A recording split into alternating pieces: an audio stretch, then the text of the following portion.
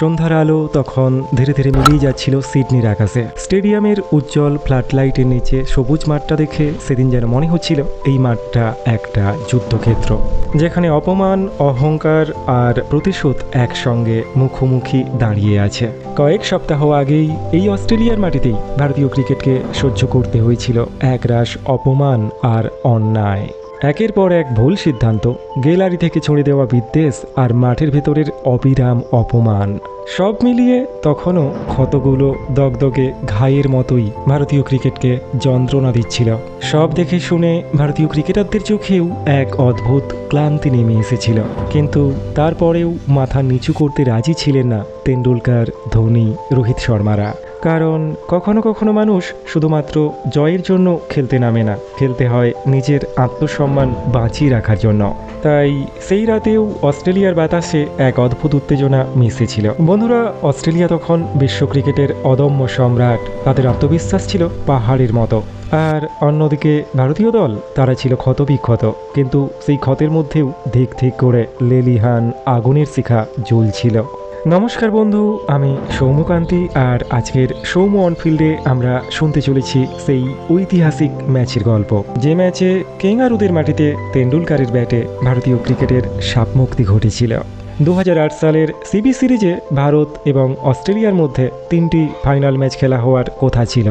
প্রথম ফাইনালটিতে কেঙ্গারু অধিনায়ক Ricky Ponting টসে জিতে প্রথমে ব্যাটিং করার সিদ্ধান্ত নিলেন এবং অস্ট্রেলিয়ার হয়ে ওপেনিং করতে মাঠে নামলেন দুই কিংবদন্তি, অ্যাডাম গিলক্রিস্ট এবং ম্যাথু হেডেন।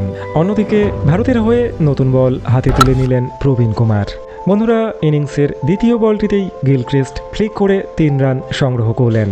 এরপর চতুর্থ বলটিতে ম্যাথু হেডেন আম্পায়ারের মাথার উপর দিয়ে বিপজ্জনক একটা বাউন্ডারি মেরে অস্ট্রেলিয়ার জন্য প্রথম 4টি এনে দিলেন। 3 নম্বর ওভারটিতে প্রবীণ কুমারের উপরে আরও একবার ঝাঁপিয়ে পড়লেন অ্যাডাম গিলক্রিস্ট, কিন্তু প্রবীণ কুমার এরপর ওই ওভারের চতুর্থ বলটিকে শর্ট অফ লেন্থ একটা ডেলিভারি করলেন।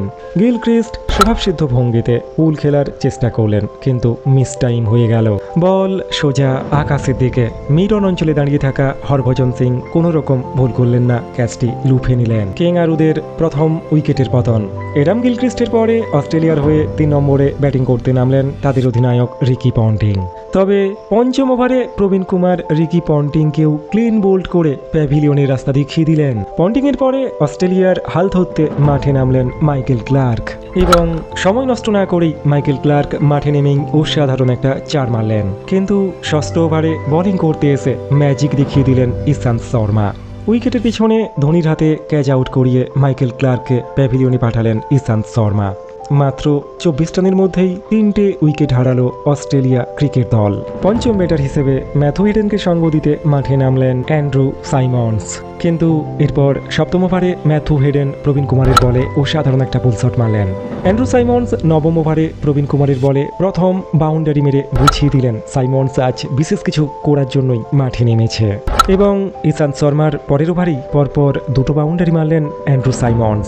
10 ওভার শেষে অস্ট্রেলিয়ার রান ছিল 3 উইকেটের বিনিময়ে 45 রান। 12তম ওভারে ইরফান পাঠান প্রথমবার বোলিং আক্রমণে এলেন।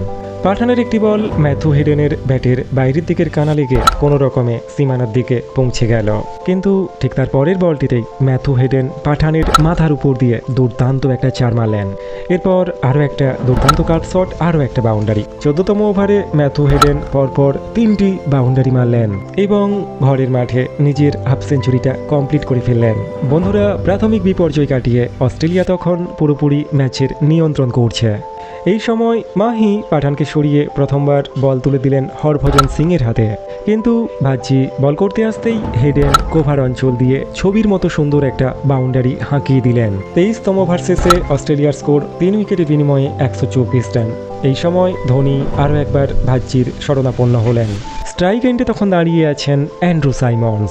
বন্ধুরা, ভাজ্জি এবং অ্যান্ড্রু সাইমন্স পরস্পরের চরম শত্রু ছিলেন। ভাজ্জি বল করতে আসতেই অ্যান্ড্রু সাইমন্স তার প্রথম বলটিকেই বাতাসে ভাসিয়ে দিলেন।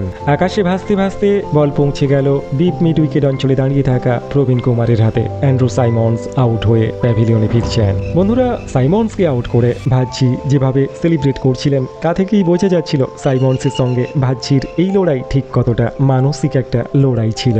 সাইমন্সের পরে হেডেনকে সঙ্গ দিতে মাঠে এলেন মাইক হাসি। এই সময়টাতে ম্যাথু হেডেন যেভাবে ব্যাটিং করছিলেন তা ভারতের জন্য অবশ্যই একটা কনসার্নিং ফ্যাক্টর হয়ে সামনে আসছিল।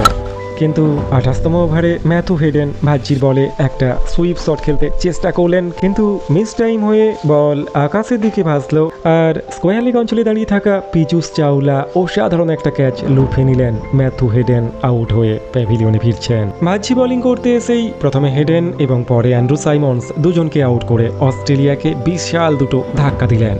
29 ওভার শেষে অস্ট্রেলিয়া 5 উইকেটের বিনিময়ে 155 রান ব্যাটিং করছেন মাইক হাসি আর জেমস হোপস।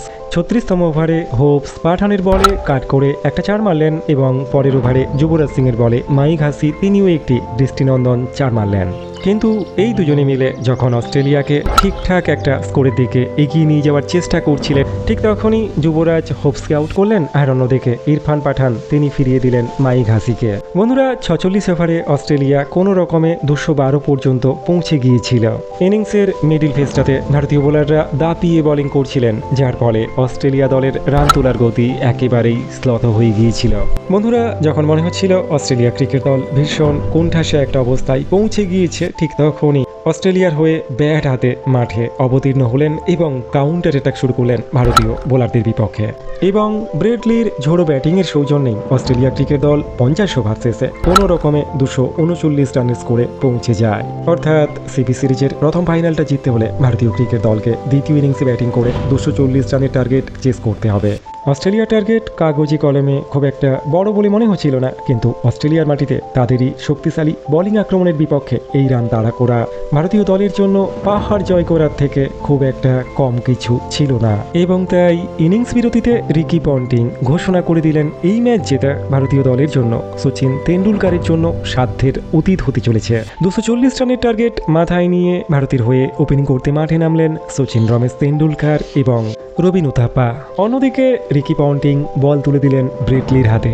ইনিংসের একদম প্রথম বলটিতেই রবিন উথাপ্পা বলটিকে থার্ড ম্যানের দিকে ঠেলে দিয়ে একটি রান নিলেন এবং ভারতের স্কোরিং শুরু করলেন।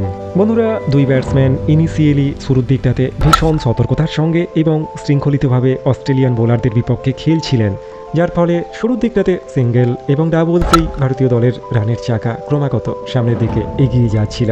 দুই ভারতীয় ব্যাটারের একমাত্র লক্ষ্য ছিল পাওয়ার প্লেতে কোনো রকমভাবেই উইকেট খোয়ানো যাবে না। এরপর 10তম ওভারে রবিন উথাপ্পা সাধারণ একটা ড্রাইভ করে ইনিংসের প্রথম 4টি মারলেন। ভারতের রান 10ম ওভার শেষে কোনো উইকেট না হারিয়ে 45। 11তম ওভারে উথাপ্পা আরও একটি নিখুঁত 4 মেরে ভারতীয় দলকে 50 রানে পৌঁছে দিলেন, কিন্তু ওই ওভারের শেষ বলটিতে উথাপ্পা একটি পুল শট খেলতে গিয়ে মিস টাইম করে ফেললেন এবং মাইক হাসি বাউন্ডারি লাইন থেকে ছুটে এসে একটা অসাধারণ ক্যাচ নিয়ে রবিন উথাপ্পার ইনিংস দ্য এন্ড ঘোষণা করে দিলেন। রবিন উথাপ্পার পরে ভারতকে সঙ্গ দিতে মাঠে নামলেন গৌতম গম্ভীর, যিনি পুরো সিরিজ জুড়েই দুর্দান্ত ব্যাটিং করছিলেন, কিন্তু সেদিন সম্ভবত ভাগ্য গৌতম গম্ভীরের সঙ্গে ছিল না এবং তাই ব্যাট করতে নামার কিছু সময়ের মধ্যেই একটা মিস আন্ডারস্ট্যান্ডিং হলো তেন্ডুলকার এবং গৌতম গম্ভীরের মধ্যে, আর রান আউট হয়ে প্যাভিলিয়নে ফিরলেন গৌতম গম্ভীর। পরপর 2টো উইকেট হারিয়ে ভারতীয় ক্রিকেট দল যখন বেশ কোণঠাসা, তখন তেন্ডুলকারের সঙ্গে জুটি বাঁধতে মাঠে নামলেন যুবরাজ সিং।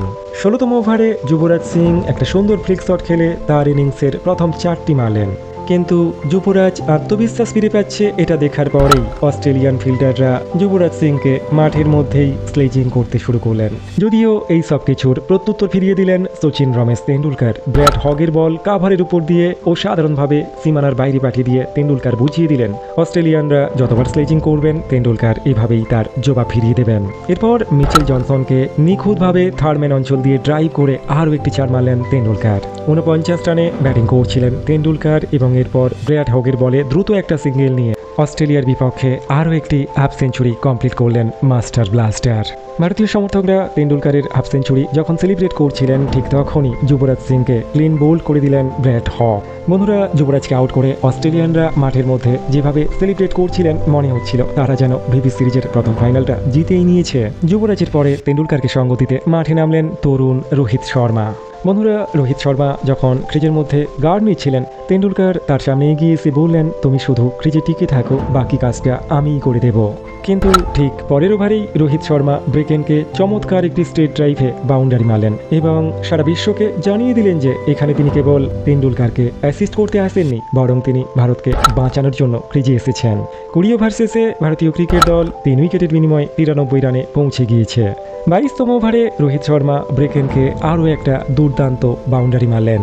বন্ধুরা, রোহিত শর্মার পরপর দুটি চারের প্লেসমেন্ট এবং টাইমিং সত্যিই দেখার মতো ছিল। 23তম ওভারে তেন্ডুলকার হককে আরও একটি চমৎকার বাউন্ডারি মারলেন। বাউন্ডারির পাশাপাশি দুই ব্যাটসম্যান নিজেদের মধ্যে প্রায়শই জায়গা বদল করে নিচ্ছিলেন, যার ফলে ভারতীয় দলের স্কোর ঝড়ের গতিতে এগিয়ে যাচ্ছিল। 29তম ওভারে জনসন সচিনকে লক্ষ্য করে একটি শর্ট বল করেন এবং সচিন অত্যন্ত দক্ষতার সঙ্গে তা ইনফিল্ডের উপর দিয়ে স্কুপ করে আরও একটি চার মারেন। 30 ওভার শেষে ভারতীয় দলের স্কোর ছিল 3 উইকেটের বিনিময়ে 138 রান। 31তম ওভারে জনসন আবারও বাউন্সার দেওয়ার চেষ্টা করলেন সচিনকে এবং তেন্ডুলকার আরও একবার স্কুপ করলেন। একই রকম শট, একই রকম এফেক্ট এবং বল আরও একবার বাউন্ডারির বাইরে। বন্ধুরা, মাঠের মধ্যে দাঁড়িয়ে পন্টিং বুঝতে পারছিলেন তেন্ডুলকারকে এইভাবে অপমান করা বোধহয় ঠিক হয়নি তার। 33তম ওভারে রোহিত একটি সুন্দর পুল শট খেলে আরও একটা বাউন্ডারি মারলেন।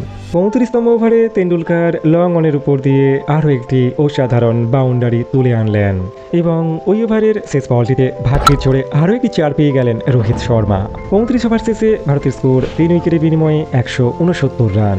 তেন্ডুলকার 88 রানে এবং রোহিত শর্মা 43 রানে ব্যাটিং করছেন। 36তম ওভারে রোহিত শর্মা আরও একবার ব্র্যাড হককে বাউন্ডারির বাইরে পাঠিয়ে দিলেন এবং 37তম ওভারে একটি সিঙ্গেল নিয়ে রোহিত শর্মা নিজের হাফ সেঞ্চুরিটা কমপ্লিট করলেন। বন্ধুরা, কেঙ্গারুদের মাঠে এইরকম বড় মঞ্চে রোহিত শর্মার এই পারফরম্যান্স সত্যিই বুঝিয়ে দিচ্ছিল রোহিত শর্মা ভারতীয় ক্রিকেটকে সেবা করার জন্যই ক্রিজে নেমেছেন। দেখতে দেখতে 40 ওভারের খেলা শেষ। ভারতীয় দলের স্কোর 3 উইকেটের বিনিময়ে 204 রান। তেন্ডুলকার 98 রানে অপরাজিত ব্যাটিং করছেন। অন্যদিকে ভারতীয় ক্রিকেট দলকে এই ম্যাচ জিততে হলে 60 বল থেকে মাত্র 36 রান করতে হবে। পরাজয় প্রায় নিশ্চিত দেখে অস্ট্রেলিয়া এবার মাঠের মধ্যে সেটাই করতে যাচ্ছিল যা তারা প্রায়শই করে থাকে। রিকি পন্টিং বল হাতে নিয়ে আম্পায়ারের কাছে গেলেন এবং আম্পায়ারের কাছে অভিযোগ জানালেন বল টেম্পারিং করা হয়েছে। যদিও দুই আম্পায়ার রিকি পন্টিং এর এই অভিযোগকে নাকচ করে দিলেন এবং তারপরেই ব্রেডলি ইচ্ছাকৃতভাবে একটা বিমার ছুড়লেন তেন্ডুলকারের শরীর লক্ষ্য করে। ব্রেডলির বিমারটি সরাসরি তেন্ডুলকারের শরীরে এসে আঘাত করল, কিন্তু ক্রিজের মধ্যে নির্বিকার সচিন রমেশ তেন্ডুলকার যেন কিছুই ঘটেনি। এইরকম একটা অ্যাটিটিউড নিয়ে তেন্ডুলকার ব্রেডলিকে ক্ষমা করে দিলেন। বন্ধুরা, তেন্ডুলকার সেদিন প্রতিজ্ঞা করেই মাঠে নেমেছিলেন যে কোনো কিছুতে মাথা না ঘামিয়ে ভারতীয় ক্রিকেট দলকে জয়ের লক্ষ্যে পৌঁছে দেবেন তিনি। 99 রানে ব্যাটিং করছিলেন সচিন রমেশ তেন্ডুলকার। 42তম ওভারের প্রথম বলটিতেই একটি সিঙ্গেল নিয়ে কেঙ্গারুদের মাঠে কেঙ্গারু বোলারদেরকে বিধ্বস্ত করে ক্যারিয়ারের 42তম ওডিআই সেঞ্চুরিটি তুলে নিলেন সচিন রমেশ তেন্ডুলকার। বন্ধুরা, অস্ট্রেলিয়ার মাটিতে এটাই ছিল তেন্ডুলকারের প্রথম ওডিআই সেঞ্চুরি। স্টেডিয়ামের প্রতিটি ভারতীয় সমর্থক মাঠে দাঁড়িয়ে তেন্ডুলকারকে অভিনন্দন জানাচ্ছিলেন। ভারতীয় ক্রিকেট দল তখন পুরোপুরি ম্যাচ নিয়ন্ত্রণ করছে। জিততে হলে 52 বল থেকে মাত্র 30 রান করতে হবে ভারতীয় ক্রিকেট দলকে। কিন্তু ঠিক এই সময় রোহিত শর্মা ক্লিন বোল্ড হয়ে গেলেন। ভারতীয় ক্রিকেট দল রোহিত শর্মার উইকেটটি হারালো। যদিও আউট হওয়ার আগে রোহিত শর্মা তার দায়িত্ব পালন করে এসেছেন। 66 রানের একটা ঐতিহাসিক ইনিংস এবং তেন্ডুলকারের সঙ্গে একটা ঐতিহাসিক পার্টনারশিপ। খাদের কিনারা থেকে ভারতীয় ক্রিকেট দলকে জয়ের দোরগোড়ায় তখন পৌঁছে দিয়েছেন রোহিত শর্মা।